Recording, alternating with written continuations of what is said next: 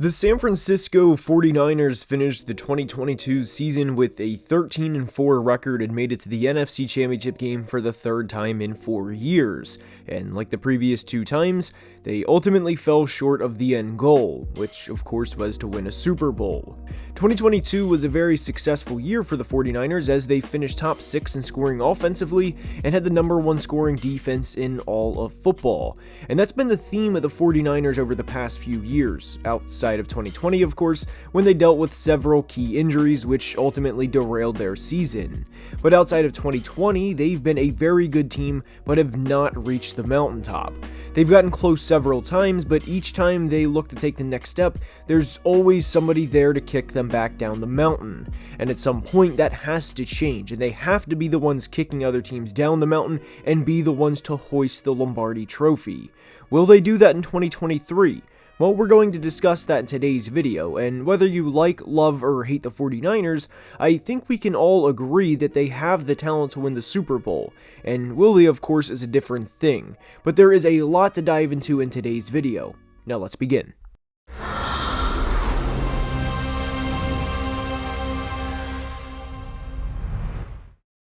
And we are starting today's video by discussing why the 49ers need to win the Super Bowl this year, more so than any of the previous years under head coach Kyle Shanahan and GM John Lynch.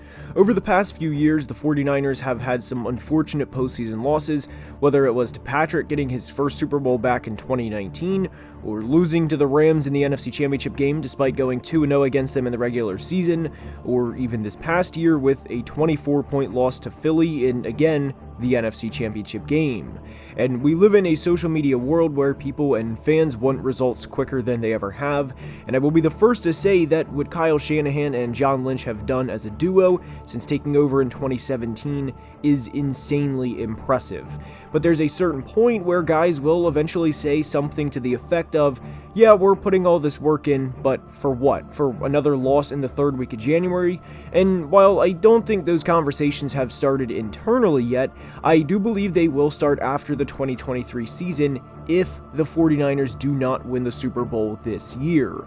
And I don't know how many 49ers fans have thought about this or the reality of this, but Trent Williams is not going to play forever. And the future Hall of Fame left tackle is 35 years old, or will play at 35 this season, and has been in the NFL since Brock Purdy was in the 5th grade. And replacing Trent is obviously going to be difficult as he's allowed just 2 sacks over the past 2 years and more than sets the tone in the run game. Opposing defenders move out of the way of Trent when he's barreling down on them, and despite it being their job to stand in the way and be gritty, I don't blame them for getting out of the way of Big Trent. But he will not play forever, and neither will fullback Kyle Juszczyk. Juice has been around for over a decade now, and the staples of the 49ers offense, I don't want to say are in the absolute last legs of their NFL careers, but their time is fading in the National Football League. And not only that, but because the 49ers have so many good players, they're running into a problem, and granted this is a good problem to have, but guys naturally want to get paid. I would be absolutely shocked if the 49ers do not reach a long-term deal with Nick Bosa, and full transparency, I am recording a few days before this video releases, so there is a possibility they reach a deal by the time this video is out, but if in the scenario they do not, well, they're looking at paying him roughly $25 to $30 million per year for the next 4 or 5 years, and it's the cost of a player of the caliber of Nick Bosa.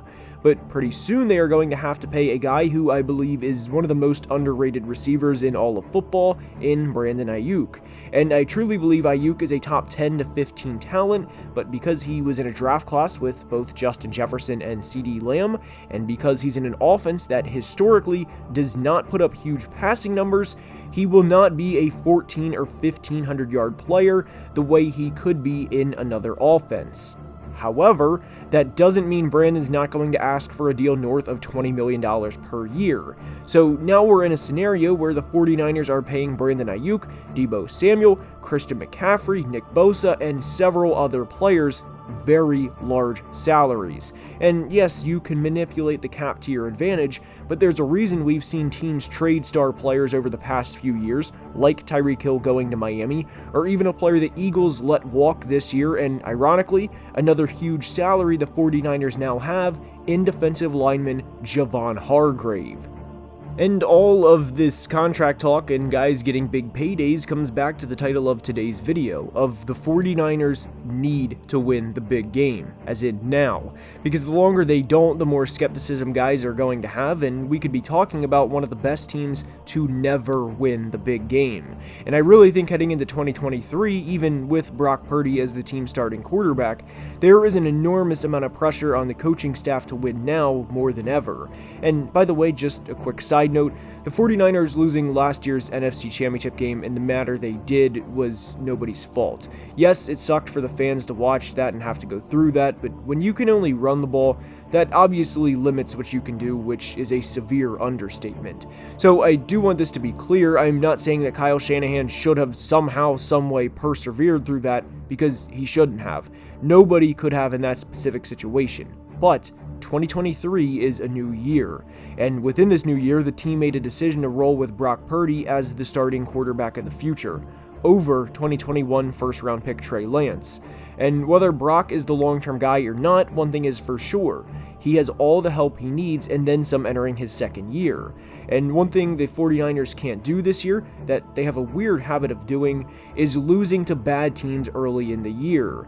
Granted, the quarterback situation in 2022 wouldn't have changed anything in the NFC Championship game, but guys, there's a good chance this team can get the number 1 seed in the NFC, and 3 of their 4 losses last year were to the Bears, Broncos, and the Falcons, and the other was to the Chiefs if you were wondering. And when you go 13-4 and do not lose a game after Halloween, obviously that's a very successful season, but starting out 3-4 and losing to 3 teams with top 10 draft picks and ultimately 2 teams with top 5 picks cannot happen if the 49ers want to win the Super Bowl this year. And even in 2021, they were 3-5 through 8 games, which included a double-digit loss to the Carson Wentz-led Colts, for reference. The 49ers start out this year with 2 road games as they travel to Pittsburgh and to LA to play the Rams before coming home on a Thursday night to play the Giants in Week 3. And obviously the 49ers have the talent to start out 3-0 and even 4-0 for that matter as they play the Cardinals in Week 4. But the question with this team that I ask that I don't ask other superbly talented NFL teams is which team will show up early on. And there's very little room for error because the Seahawks made a lot of improvements this offseason, including 2 first-round picks and 2 second-round picks, which the 49ers had neither due to previous trades. So while yes, the 49ers can beat the Seahawks this year, I would be very surprised if it's a 3-0 sweep for them in 2023 like it was in 2022. And the reason we bring up these early games and why it is so important for them to win and to start out hot isn't just because of postseason implications later in the year. At the end of the day, Kyle Shanahan and Brock Purdy are humans, and they hear the noise, and especially Kyle, who is making the decision to start a former Mr. Irrelevant draft pick over a guy who the franchise traded 3 first-round picks for. And Kyle knows it's going to be important to get Brock going early, because if he comes out and lays a stinker in Pittsburgh in Week 1, which, by the way, is a very difficult place to play, along with a great defense, they're going to be hearing it big time from the media. And I do trust what the 49ers are doing in the long run because they haven't given us any reason not to trust what they're doing, but the Steelers game, especially when it's a cross-country trip in the Eastern time zone, which is a pretty big deal for West Coast teams, means a lot more than people may think right out of the gate. And what I think the 49ers game plan entering these games will be, outside of establishing the run with Christian McCaffrey and Elijah Mitchell of course, is to draw the linebackers in on play action and let Brandon Ayuk create separation and create nice easy throws for Brock early in the game. And even within this, they will do what they can to put the ball in their playmakers' hands, which for the 49ers is not a problem because they can get the ball to anybody, whether it's Debo on a screen, George Kittle up the seam, or Christian out of the backfield, or of course Brandon Ayuk. If they stay healthy this year, and assuming Brock doesn't, for lack of a better word, play bad, they're going to be a top 10 scoring offense for the second consecutive year. And with all of the attention on the 49ers quarterbacks entering the year, I honestly think their defense is a tad underrated heading into the season, which I know may sound crazy considering they finished with the best scoring defense in all of 2022. The defense is of course led by Nick Bosa, last year's Defensive Player of the Year, but I cannot emphasize enough how much I love the Javon Hargrave signing this offseason, because if you can't cover teams' opposing receivers, which I'm not saying the 49ers can't of course, but if a team can't, then the best way to slow down an opponent's passing game is pass rush. Make the opposing quarterback as uncomfortable as you can, with them knowing they're getting an intense pass rush for all 4 quarters. Nick Bosa had 90 pressures last year, which was a tie for leading the league along with Micah Parsons, but Javon Hargrave has back-to-back years now with 55 plus pressures, which from the interior is huge. But it's not just Nick Bosa and Javon either. The 49ers are quietly loaded from a pass rushing standpoint, as my breakout player for them, spoiler, is second-year pass rusher Drake Jackson, who had 3 sacks as a rookie. And we often talk about receivers like Jordan Addison of the Vikings, for example, who will get a lot of one-on-ones because of Justin Jefferson on the other side, but this same concept will apply to Drake Jackson, but not just because of Nick Bosa, but because of Bosa and Hargrave both. And asking any 5 offensive linemen without an extra running back to chip or a tight end to chip, and just say to the 5 offensive linemen, hey guys, go block these 3 guys, plus Eric Armstead, and let us know how you do, is a recipe for losing football. The 49ers defensive line will get after the quarterback in a relentless way in 2023, and their game plan is going to be extremely simple from a defensive perspective. Stop the run on 1st and 2nd down, have it be 3rd and 6 or longer, and let our pass rush cook. That's it. And with the talent they have up front, that alone will win them a lot of games as long as they do not commit silly turnovers offensively. They also have former first-round picks Javon Kinlaw and Clelin Ferrell as rotational guys, and this, aside from the Eagles, may be my favorite defensive line in all of football. And what makes this defense look even better is the linebackers they have behind this defensive line is led, of course, by the 2-time first-team All-Pro, Fred Warner. Linebacker Dre Greenlaw is also a little slept on by the national media, but the 49ers have playmakers on every level of the defense, which of course includes another first-team All-Pro player from last year, Talanoa Hufanga.